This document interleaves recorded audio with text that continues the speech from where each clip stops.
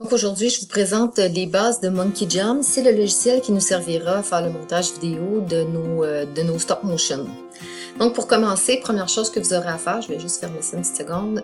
Donc vous devrez ouvrir Outils CSVDC qui se trouve sur vos ordinateurs et venir dans le centre catalogue d'applications. À ce moment-là, vous allez pouvoir écrire le nom du logiciel Monkey Jam. Moi, évidemment, je ne peux pas vous montrer comment ça fonctionne puisqu'il est déjà installé sur mon ordinateur, mais dans la barre de recherche ici, vous inscrivez Monkey Jam et vous allez pouvoir installer le logiciel sur l'ordinateur sur lequel vous travaillez. Ensuite, vous allez donc ouvrir le pictogramme Monkey Jam et vous allez voir sur le côté, attendez, je fais juste agrandir un petit peu mon écran.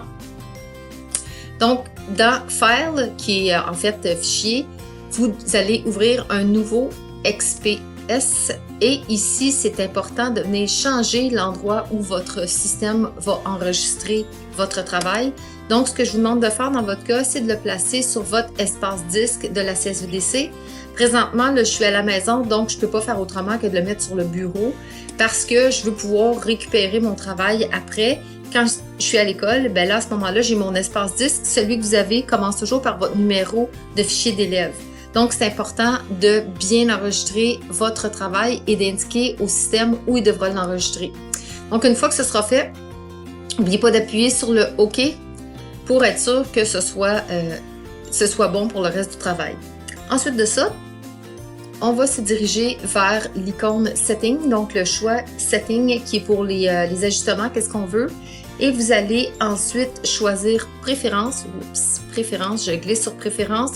Au moins 15 à 12 à 15 images par seconde pour avoir un stop motion qui va avoir l'air fluide. On peut toujours modifier après coup ici. Vous pouvez modifier la couleur de votre layer, c'est juste pour vous y retrouver, mais ici on ne travaillera pas vraiment avec des couches superposées et assurez-vous que votre travail s'en va bien à l'endroit que vous avez déterminé. Dans mon cas tout à l'heure, je vous ai montré qu'il allait sur le bureau, donc desktop. Vous vous rendez compte que tout est correct. Il faut ensuite venir déterminer le type de capture qu'on va faire. Donc, dans notre cas, il faut s'assurer d'avoir enclenché le principe de stop motion. Vous devez aussi déterminer avec le bouton ou la case Image Hold le nombre de photos qui sera prise chaque fois des prises de vue que vous allez légèrement modifier. Donc, je vous suggère de prendre une, vous pourriez prendre deux, ça va ralentir un peu votre animation. Si vous avez des images que vous voulez qui restent plus longtemps, vous pouvez vous rendre jusqu'à 4 et prendre plusieurs photos consécutives, donc ça donnerait l'impression d'un plan qui s'arrête complètement. Lors du montage, on va pouvoir aussi faire des modifications à ce niveau-là, donc on va pouvoir couper le petit film que vous allez créer et vraiment mettre des images arrêtées. Pas d'enregistrer vos modifications. Le temps est maintenant venu de passer au choix de la caméra. Donc, une fois que vous allez sur le pictogramme de la caméra qui est ici, vous allez voir vos différentes caméras apparaître. Donc, si vous n'avez pas encore branché une caméra USB, n'apparaîtra que la caméra qui est intégrée dans l'ordinateur. Sinon, vous allez avoir le choix de basculer vers votre caméra USB. C'est ce qu'on utilise pour le travail. C'est certain que vous avez différents types de caméras qui sont disponibles en classe, mais présentement, la majorité, c'est des webcams qu'on va utiliser. Donc, il faut faire votre test de départ. Lorsque vous cliquerez sur caméra, vous allez avoir la possibilité de venir choisir la grosseur d'image que vous voulez faire. Donc, prenez la meilleure qualité que vous pouvez prendre selon ce qui vous est offert. Là. 640 par 480 serait très correct, mais vous pouvez aller un peu plus grand que ça. Donc maintenant prêt à commencer une première série de photos, je vous conseille de faire un essai avant d'aller plus loin pour valider comment les mouvements doivent se faire, comment vous devez bouger et faites très attention lorsque vous travaillez à deux. S'il y en a un de vous deux ou à trois, s'il y a quelqu'un qui bouge les objets, faites attention d'attendre que la main soit vraiment sortie du cadre avant de recliquer sur une nouvelle image parce que ça peut vous donner des ombres. Donc, assurez-vous qu'on n'y voit que du feu. Il ne faut pas qu'on voit les ombres, il ne faut pas qu'on voit les mains passer. Si jamais une erreur, de toute façon, on peut toujours annuler une photo qu'on a prise. Donc, une fois que vos photos auront été prises, vous avez la possibilité de faire avec le petit pictogramme qui ressemble à un téléviseur, ce qu'on appelle un preview, ce qui va vous permettre de voir ce que donne votre film. Donc, si vous allez sur le play, ça va vous montrer les différentes photos que vous avez prises, qu'est-ce que ça donne une fois qu'ils sont mises une à la suite de l'autre. Lorsque vous serez satisfait de votre travail, il va falloir venir ici sur le petit bout de film pour exporter votre film. Ce que je vous suggère de faire, c'est de tout simplement le placer. Évidemment, n'oubliez pas de le placer toujours au même endroit. Donc, dans mon cas, je vais le mettre sur le PC et sur le bureau. Je vous ai expliqué tantôt la raison pour laquelle je faisais ça présentement. Là, je le transférais vers mon espace disque une fois à l'école. Et ici, n'oubliez pas de donner le nom de la scène à votre petit bout de film. Là. Moi, dans ce cas-ci, je l'ai appelé « Essai » parce que c'est un essai que j'ai fait. Vous allez voir, il y a une extension qui va apparaître automatiquement qui s'appelle AVI. N'oubliez pas ici de venir placer votre type de sauvegarde d'image et le nombre de pixels qui est dans l'image au même niveau que ce que vous avez choisi tout à l'heure. Et vous n'avez pas à faire d'autres modifications. Attendez, je vais juste agrandir pour vous permettre de voir. Donc, faites juste Save Movie et il va aller s'installer sur votre espace de travail.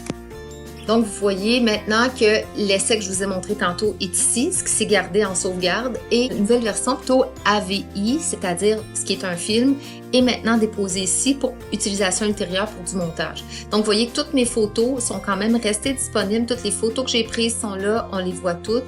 Donc, si jamais il y a des modifications à faire, ça peut être fait à partir de... Une autre possibilité que vous avez avec Monkey Jam, c'est de faire une série de photos que vous allez ensuite importer. Ils vont se placer une à la suite de l'autre, ce qui peut vous permettre de faire certains trucages. Donc, vous voyez, dans ce cas-ci, j'ai pris la photo de ma scène finale parce que je veux faire comme un fade-out. Donc, je veux que mon ours ait l'air de disparaître graduellement. Donc, en utilisant une série de photos, par exemple ici, les flous, je vais venir tranquillement rendre ma photo de plus en plus floue avec des petits déplacements. C'est sûr que ici, c'est peut-être un petit peu trop intense, là. Mais chaque fois que je ferai un petit changement, je n'oublierai pas de faire fichier enregistrer sous et je ferai une série de captures comme JPEG de ma même photo que j'ai mis dans un fichier, évidemment, dans un endroit déterminé à l'avance. Ensuite de ça, ce que ça va me permettre de faire, je vais vous le montrer ici. Vous voyez que de ma photo d'origine, j'ai toute une série de photos ici qui ont été prises avec une légère modification, ce qui me donne, une fois montée, donc je vais aller dans mon Monkey Jam, je m'en viendrai, attendez, je vais juste fermer mon pet.net. Donc, j'arrive dans Monkey Jam et je viendrai ici faire File, de la même façon qu'on a fait tantôt, Import. Puis là, il va me dire des images. Donc, je veux importer des images et je devrais, à ce moment-là, lui indiquer à partir de quoi je veux importer mes images ou de où je veux importer mes images. Ce qui va donner une série de photos. Comme vous le voyez ici, quand j'ai sélectionné mon Import, il me demande où est-ce que je vais aller chercher mes photos. Donc, je vais aller chercher ma série de photos et rechercher les photos en question. Donc, les photos que j'ai faites l'une à la suite de l'autre et je cliquerai ensuite sur le bouton Import. Donc, en utilisant la même façon de fonctionner que tantôt, j'obtiens un petit film où mon ours disparaît au complet, ce qui me permettrait, vous voyez que j'ai changé le nom de ce fichier-là pour pas avoir le même nom que tantôt, ce qui me permettrait de venir compléter ma petite scène que j'avais commencée. Donc, mes choses vont rester dans un fichier avec des noms différents, puis à la fin, on va mettre ça dans un dernier logiciel qui s'appelle Movie Maker, et là, on va être capable de faire un film complet. Je vous laisse avec le petit bout de film que ça me donne une fois la scène terminée.